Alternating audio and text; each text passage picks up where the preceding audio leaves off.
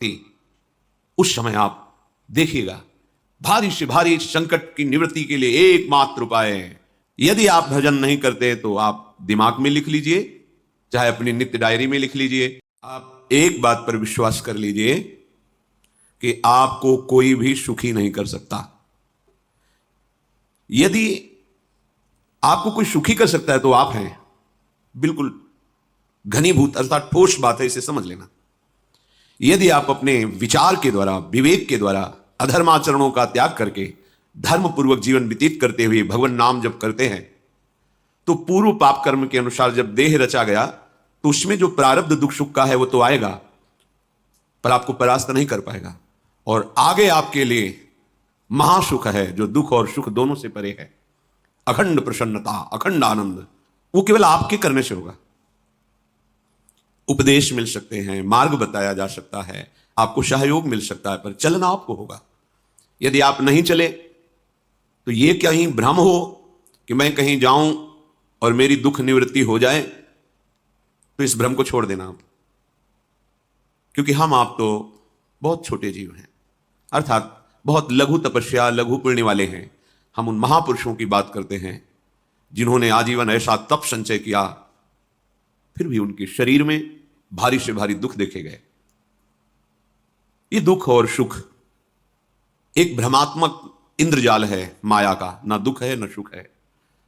जैसे जो सपने सिर काटे कोई, बिन जागे दुख दूर न होई, ऐसे स्वप्न में तुम चक्रवर्ती सम्राट बन जाओ तो जगने पर तुम थोड़ी रहोगे, तुम जो हो वही होगे।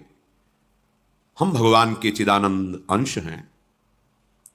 ये भूल कर हम अपने को स्त्री पुरुष, अच्छा बुरा, धनी निर्धन, दुखी सुखी आदि आदि बहुत सा प्रपंच है, इसे हम अपने दिमाग में बैठा लिया है।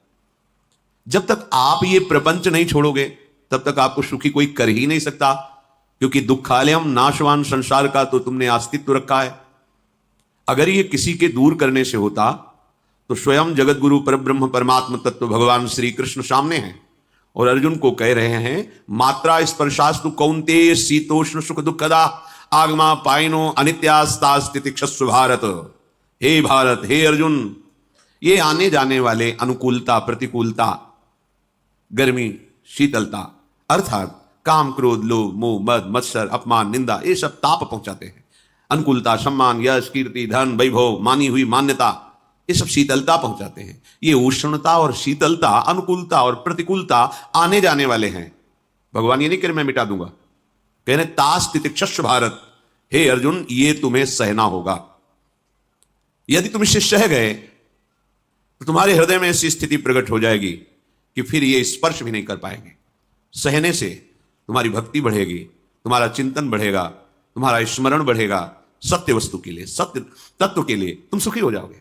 बिल्कुल खुली बात। आडंबर नाटक पाखंड इसकी जरूरत नहीं है।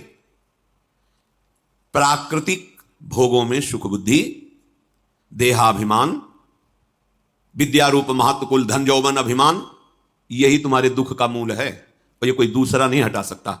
ये तुम्हें अपने विवेक सत्संग से प्राप्त हुए विवेक के द्वारा, शास्त्र स्वाध्याय से प्राप्त हुए विवेक के द्वारा इसे तुम्हें त्यागना है।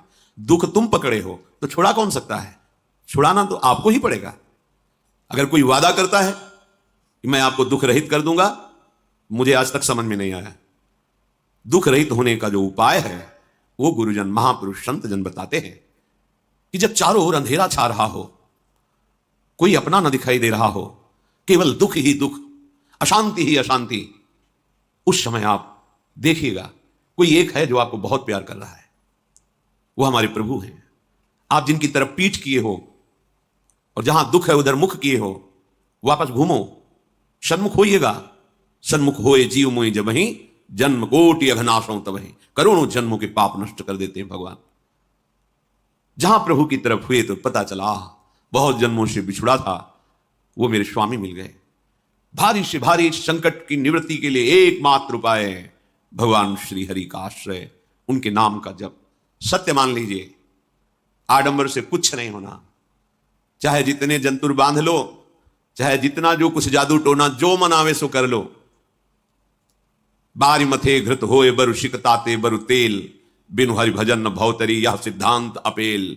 विनिश्चितम बदामिते नान्यथा वचांस में हरि भजन तीन। अटल बात है, यदि भजन नहीं करोगे तो तुम्हें कोई सुखी नहीं कर सकता। तात्कालिक आपको ऐसा लग सकता है मेरा काम बन गया, नहीं, वो तत्कालिक है।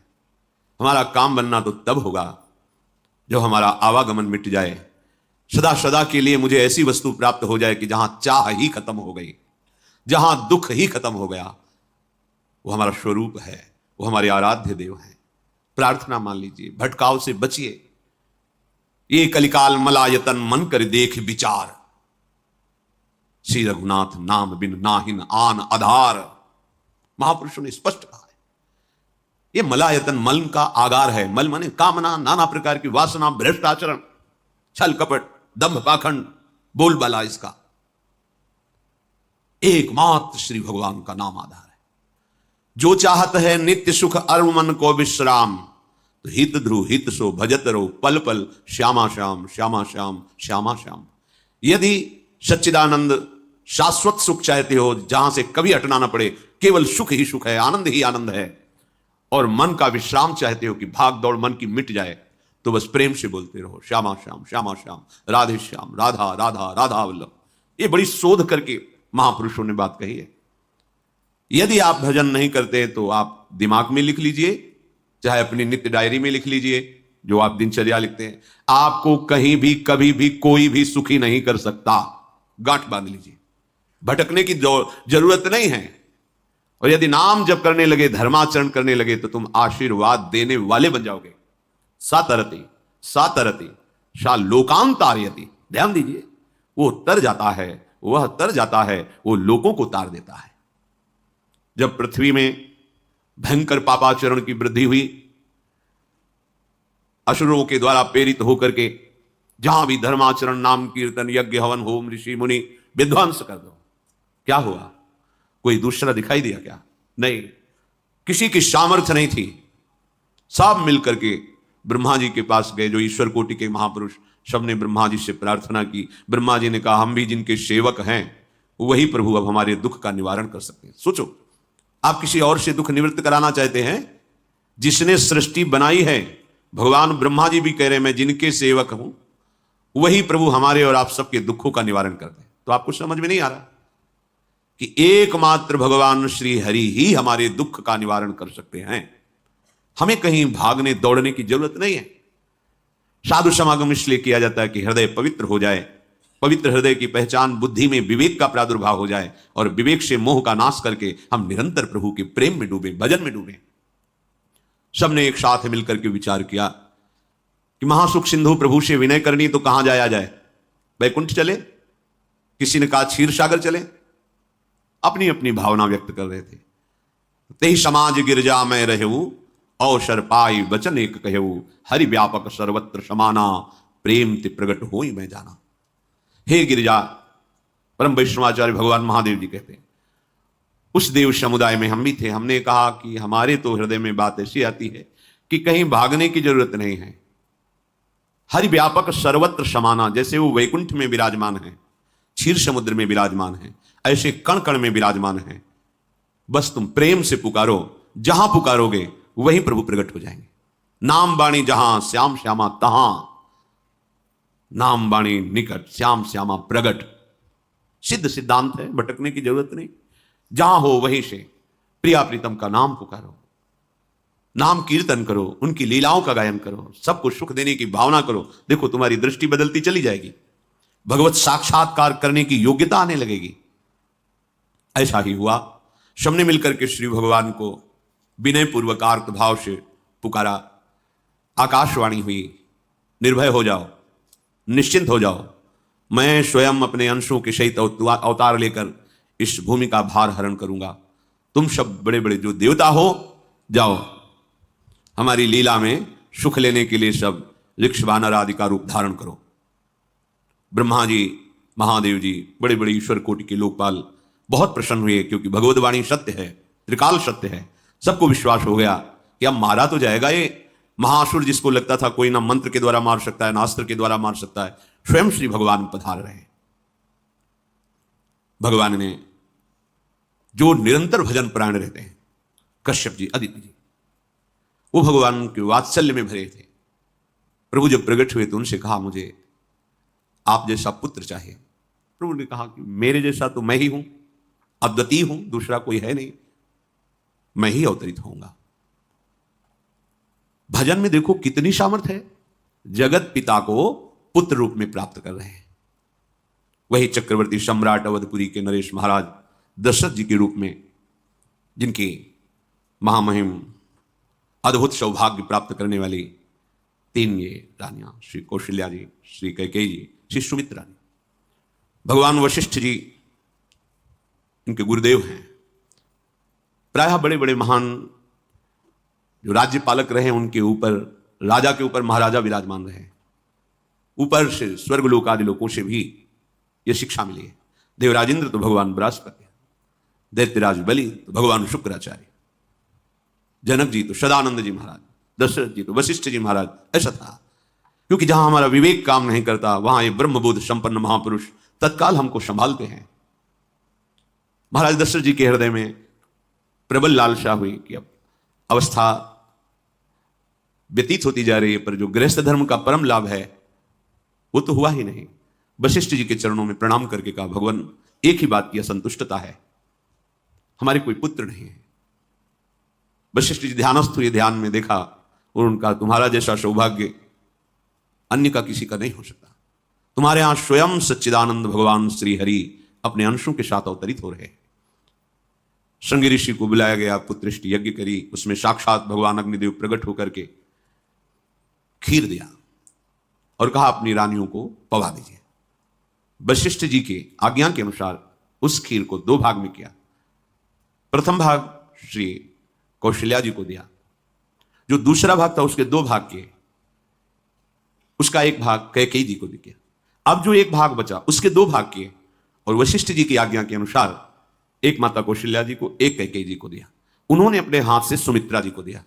तो सुमित्रा जी के गर्भ से लक्ष्मण और शत्रुघ्न, कौशल्या जी ने जो भाग दिया उससे लक्ष्मण जी प्रकट हुए, जो रामचरण अनुरागी, अद्भुत अद्भुत हरिप्रेमी। शत्रुघ्न जी भरत चरणों का आश्रय लिए हुए राम जी का सेवन करते। बड़ा रहस्य है, कितनी मर्यादा है गुरु की आज्ञा से, जहां जैसा विधान होना चाहिए वैसा, तो उस बड़ा मंगल शुरू। ये महामहिम जगत पावन करने वाली माताएं मानो अपने गर्भ में अखिल ब्रह्मांडों के स्वामी को धारण किए हुए हैं, जिनके गर्भ में अनंत ब्रह्मांड वास करते हैं, उन प्रभु को अपने गर्भ में धारण करने का अनुभव कर रहे हैं। महाराज दशरथ बहुत प्रसन्न है। ये जीवन का परम लाभ है। प्रभु हमारे कोई भी हो, माता पिता भाई बंधु सखा पति प्रीतम पुत्र, कुछ भी, ये तो ऐसे करुणा में कोई भाव रख लो और गाढ़ भाव कर लो तो आपको अनुभव कराने लगेंगे। जिस भाव से आप देखोगे कैसा सुख महाराज दशरथ जी को हो रहा होगा, जिनको गुरुदेव से पता है कि स्वयं भगवान पधार रहे। प्रतिपल इनके दर्शन करके कौशल्या जी, कैकेयी जी, सुमित्रा जी के प्रेम पुलकित रहते हैं। दशरथ जी, अहो भाग्य, साक्षात भगवान पधार रहे। समय व्यतीत हुआ, जोग लगन गृह बार तिथि सकल भये अनुकूल, चर अरु अचर हर्ष जुत राम जन्म सुख मूल। ठीक योग लगन ग्रह वार तिथि सब अनुकूल हो गई। कब? जिसके हृदय में प्रभु का प्रकाश हो जाता है, जो प्रभु के भजन में रहता है, तो योग लगन ग्रह वार तिथि नक्षत्र सब अनुकूल हो जाते हैं। जो पे कृष्ण चरण मन अर्पित तो करिए का नवग्रह रंग। सात ग्रह नक्षत्र वार तिथि, ये जितने भी विघ्न कारक या शुभ कारक है, ये सब शासन में रहते हैं। जिसके हृदय में भगवान नाम चल, जिते विनायक शुभ अशुभ, ये विघ्न करे नहीं कोई, क्योंकि भगवान का नाम चल रहा है, हृदय में भगवान प्रकाशित हो गए हैं, परमानंद अनुभव होता है। ऐसे भगवान जगत में प्रकट हो रहे हैं। ये तो कभी कभी अवतार होता है, पर ये अवतार होता ही रहता है। भगत के हृदय रूपी महल में अवतार होता रहता है। जो निरंतर भगवत चिंतन परायण, अपने अहम को भगवान के चरणों में समर्पित किया तो भय प्रकट कृपाला, यही हृदय में प्रकाशित हो जाते हैं। हृदय में ही दिव्य वृंदावन प्रिया प्रीतम दिव्य लीला। चैत्र का महीना, नवमी तिथि, शुक्ल पक्ष, अभिजीत मुहूर्त, ठीक दोपहर का समय 12 बजे।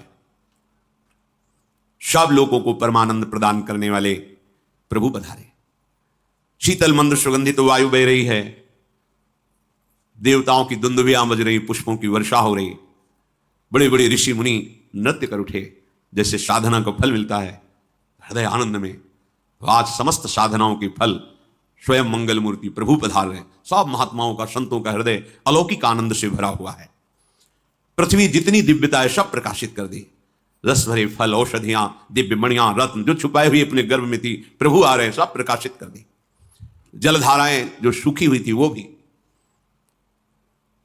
जब ब्रह्मा जी ने देखा कि जो भगवान ने आकाशवाणी में कहा था वो सब सत्य हो रहा है, आकाश में ब्रह्मा जी समस्त देवतागण विराजमान होकर के अंजलियों में दिव्य पुष्प लेकर के वर्षा कर रहे हैं, सुंदर सुंदर अलग अलग वाद्य बज रहे हैं, ऋषि मुनि देवता सब स्तुति कर रहे हैं, प्रणाम मुद्रा में सब खड़े हैं, क्योंकि समस्त लोकों का पालन करने वाले भगवान श्री हरि महाराज चक्रवर्ती सम्राट दशरथ जी के भवन में प्रकट हो रहे हैं। तो आकाश में सब ईश्वर कोटि के महापुरुष पुष्पांजलि अर्पित कर रहे हैं। उसी समय भगवान का प्रादुर्भाव होता है। भगवान कभी गर्भ से नहीं प्रकट होते, लीला होती है, ऐसा अनुभव होता है गर्भ है, पर पहले भगवान भगवान के रूप में प्रकट होते हैं, फिर वो बालक बन जाते हैं। कभी ऐसा कहीं नहीं मिला, अनुभव होता है ऐसा, समय से गर्भ रहा, समय से गर्भ बढ़ा, ऐसा अनुभव होता है, पर भगवान प्रकट होते हैं। इसीलिए भय प्रगट कृपाला दीन दयाला कौशल्या हितकारी हर्षित महतारी मुनि मनहारी अद्भुत रूप विचारी लोचन अभिरामा तनु घन श्यामा निज आयुध भुजचारी भूषण बनमाला नयन विशाला शोभा सिंधु खरारी कह दुई कर जोरी अस्तुति तोरी केहि विधि करो अनंता माया गुण ज्ञाना तीत अमाना वेद पुराण भनंता करुणा सुख सागर सब गुण आगर जेहि गावहि श्रुति संता सो मम हित लागी जन अनुरागी भयउ प्रगट श्रीकंता ब्रह्मांड निकाया निर्मित माया रोम रोम प्रतिवेद कहे मम उर्षो बाशी यह उपहासी सुनत धीर मति थिर न रहे उपजा जब ज्ञाना प्रभु मुस्काना चरित बहुत विधि कीनि चहे कही कथा सुहाई मातु बुझाई जेहि प्रकार सुत प्रेम लहे। दीनों पर दया करने वाले, बात समझिए। बहुत तपस्या है, बहुत गुण है, बहुत बड़े साधक हो, बहुत बात अभी नहीं बनी। दीनों पर दया करने वाले। अगर हमारा भजन साधन बन रहा है, हमें भगवत चर्चा कथन श्रवण का सौभाग्य, धाम नाम रूप लीला, ये मेरे प्रभु की हेतु की कृपा है। आप एक बार भी राधा नहीं बोल सकते, कृष्ण नहीं बोल सकते, एक मिनट भी आप नहीं आ सकते, ये केवल मेरी लाडली की कृपा है। हृदय में किंचन मात्र गर्व नहीं, अभिमान नहीं। वो हमारे भगवान को बहुत प्यारा होता है, प्रियालाल को बहुत लाडला होता है। हमें प्रभु के अगर चरणारविंद के अनुराग में डूबना है तो विवेक से देखो है क्या पास हमारे। अगर कुछ भी दिया हुआ है भौतिक आध्यात्मिक, वो सब मेरे प्रभु का दिया हुआ है, तो गर्व किस बात का, अहंकार किस बात, तो दैन्यता आ जाएगी। अज्ञान से ये अहंकार बढ़ता है, ज्ञान से इसका समन हो जाता है। चाहे भौतिक हो चाहे आध्यात्मिक हो, मेरे को सब कुछ मेरे प्रभु ने तो दिया है। ध्यान देकर देखो तुम्हारी उपज क्या है, तुम भी तो उन्हीं के अंश हो। न तुमने शरीर बनाया, न संसार बनाया, तो फिर अध्यात्म तो भौतिक अध्यात्म सब कुछ मेरे प्रभु का दिया हुआ है, सब कुछ प्रभु में है, तो फिर अहंकार किस बात का, दैन्य हो जाओ। यंत्र कहे कि मैं दक्षिण की तरफ चलूंगा और यंत्री तुम्हें उत्तर की तरफ चलावे तो एक कदम चल नहीं सकता यंत्र, ठीक ऐसे ही तुम हो। पर यह ज्ञान ना होने के कारण अहम वृत्ति को स्वीकार करके मन मानी आचरणों में उतर गए। अब तुम्हारा यंत्री माया हुई, यंत्रारूढ़ानि मम माया, और यदि भगवद आज्ञा का पालन करते हुए भजन परायण, तो आप भगवान के हाथ के यंत्र बन जाओगे, महासुख में निमग्न हो जाओगे। जो दीनों पर सदैव दुलार करते हैं, माता कौशल्या जी को परम सुख देने वाले प्रभु प्रकट हुए। मुनियों के मन का हरण करने वाले प्रभु को सामने देख करके कौशल्या जी आनंद मगन हो गई। प्रभु कहां? सामने। आनंद क्यों मगन? नेत्रों से अश्रुधारा चल रही कौशल्या जी के। सामने देखा, श्याम सुंदर विराजमान है, लोचन अभिरामा तनु घन श्यामा। ऐसी अद्भुत श्यामता त्रिभुवन में नहीं, ब्रह्मा जी की बनाई हुई नहीं कोई ऐसी श्यामता जिससे उदाहरण दिया जाए कि प्रभु के श्रीअंग की श्यामता कैसी है। वो बस संकेत के लिए चंद्रशाखा न्याय के अनुसार भले कह दे, नहीं, प्राकृतिक ऐसी रचना ही नहीं है जो हमारे प्रभु की इंद्रनील मणि श्याम मनोहर, वो है ही नहीं। वो सामने देख रहे कौशल्या जी। ये भजन का प्रभाव है। अरविंदाक्ष, कमल नयन, देखते ही चित्त चुरा जाए, ऐसे नेत्र हैं प्रभु के। अजान बाहु, लंबी भुजाएं। और जब प्रभु जहां प्रकट होते हैं, चाहे वो कंस कारागार हो या अवधपति का महल हो, पहले वैभव से प्रकट होते हैं। ऐश्वर्य स्वरूप, समस्त आयुध, समस्त वैभव, दिव्याभूषण, बनमाला, चार भुजाएं, शोभा के समुद्र। आसुरी वृत्तियों का, भावों का, व्यक्तियों का नाश करने के लिए प्रभु प्रकट हुए। इसीलिए प्रभु से भी बढ़कर प्रभु का नाम है। वो व्यक्ति का नाश नहीं करता, वो वृत्ति का नाश करके भगवत दासत्व प्रदान कर देता है। बहुत अपार महिमा भगवान नाम की है, प्रभु के नाम की है। प्रभु प्रकट होते हैं तो दुष्टों का विनाश करते हैं, लेकिन प्रभु का नाम जिसके हृदय में प्रकट होता है, दुष्टता का नाश करके उसे जगत पावन करने वाला बना देता है। तीर्थी कुर्वन्ति तीर्थानि, वो जहां चरण रख दे उसे निष्पाप कर देता है। भूमि को, वायु को निष्पाप कर देता है जिसकी जिह्वा पे नाम चलता है। मैया ने देखा, कौशल्या जी ने, जगत के स्वामी सामने विराजमान, दोनों हाथ जुड़ गए। हे अनंत, मैं कैसे आपकी स्तुति करूं? वेद पुराण सब स्तुति करते हुए हार गए। नेति नेति कहकर आपका पार नहीं पाए। माया से, गुणों से, ज्ञान से भी आप परे हैं, असीम हैं, अनंत हैं। श्रुतियां, संतजन सदैव आपका यश गान करते रहते हैं। हे दया के समुद्र, हे शब्द, सुखों के धाम, गुणों के धाम, भक्तजन सदैव आपका गान करते रहते हैं। आज वही प्रभु मेरे सामने प्रकट हैं।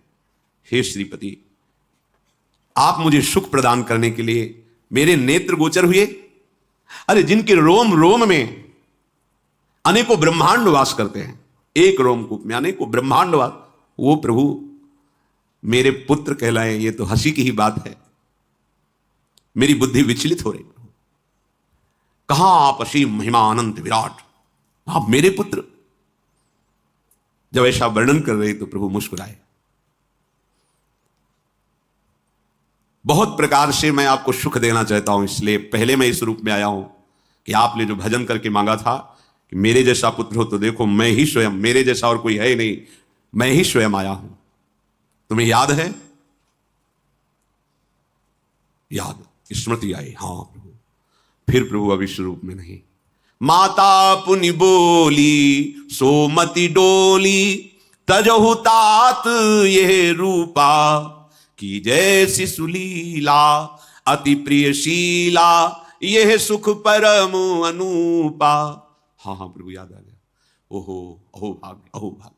तो फिर प्रभु ये रूप छोड़ो और जो सुख देने के लिए आप पधारे हो वो रूप धारण करो। प्रभु, जब आप हमारे पुत्र बनने के लिए आए हो तो फिर शिष्य रूप धारण करो।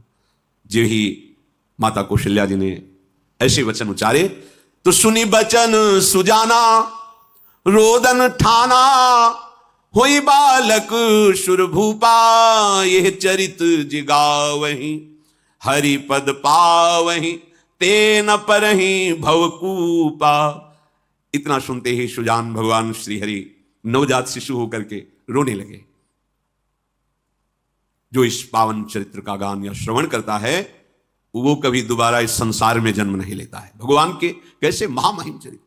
देखो, अभी भगवान प्रकट हो रहे हैं, और उसका फल बता रहे कि जो भगवान की इस पावन लीला का गायन या श्रवण करेगा, दूसरे साधन बने न बने, निश्चित वो भगवत प्राप्त हो जाएगा। इसका फल ही है ये चरित जिगावहि हरिपद पावहि ते न परहि भवकूपा। ब्रह्म ऋषियों के लिए, गौ देवता, संत भक्तों के लिए स्वयं भगवान लीला सुख प्रदान करने के लिए अवतरित हुए हैं। सतोगुण रजोगुण तमोगुण से अतीत भगवान का चिदानंदमय देह है, मनुष्य रूप में ही प्रकट हो रहे हैं। पर ये मायाकृत नहीं, ब्रह्मा की सृष्टि का नहीं है। चिदानंद सच्चिदानंद रूपाय, ऐसे ही चिदानंदमय देह तुम्हारी विगत विकार जान अधिकारी। निज इच्छा निर्मित तनु है, कर्म बंधन से नहीं, प्रकृति के अधीन नहीं, प्रकृति को अधीन करके स्वयं की इच्छा से आत्मस्वरूप सच्चिदानंद भगवान का विग्रह है। अब शिशु का रोदन सुन करके जैसे समुद्र में ज्वार भाटा जाता है, ऐसे महाराज दशरथ जी के भवन में सुख सिंधु की बाढ़ आ गई।